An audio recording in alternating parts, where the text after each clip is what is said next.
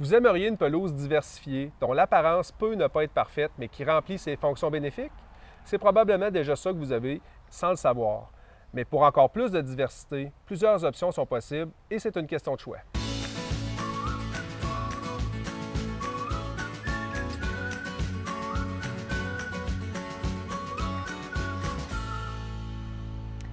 De nos jours, on ne cherche plus à obtenir une pelouse parfaite. Ce qu'on veut, c'est une pelouse dense et en santé qui résiste bien aux maladies, aux parasites et aux autres types de ravageurs. Exactement. Et puis une des façons d'y parvenir, c'est de diversifier les espèces de graminées à gazon qui composent la pelouse. C'est d'ailleurs ce type de pelouse que la plupart de nos clients ont naturellement à la maison. Les pelouses qu'on retrouve couramment, ce ne sont pas des monocultures, contrairement à la croyance populaire. On y retrouve différentes espèces de graminées comme le pâturin du Kentucky, les fétuques fines ou l'ivrée vivace. Combinées, ces variétés de graminées rendent la pelouse plus résistante au piétinement, aux maladies et aux ravageurs, tout en préservant un aspect uniforme et soigné.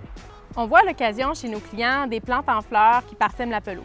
Ces fleurs sauvages et autres types de couvre-sol dans le gazon ne sont pas nuisibles et apportent une grande diversité. On entend souvent dire aussi que le fait d'implanter du thym serpelet et du trèfle blanc dans la pelouse permet de diversifier davantage. C'est une pratique qui comporte des avantages, mais aussi ses inconvénients. Il faut en effet savoir que ces pelouses avec des fleurs ont une tolérance limitée au piétinement et elles ne sont pas toujours les meilleures options pour les espaces de jeu et les propriétés familiales. Elles ont aussi souvent un système racinaire un peu moins dense, ce qui peut limiter le potentiel du gazon à jouer son rôle bénéfique de filtre urbain. Donc, vous pourriez décider de combiner les deux options, en privilégiant une diversité de graminées où les passages sont plus fréquents et en intégrant des différents types de fleurs à proximité de vos plates-bandes ou dans les zones plus inutilisées du terrain. Donc, peu importe le type de pelouse diversifiée que vous souhaitez avoir, plusieurs options sont possibles. Elles comportent tous leurs forces et leurs faiblesses.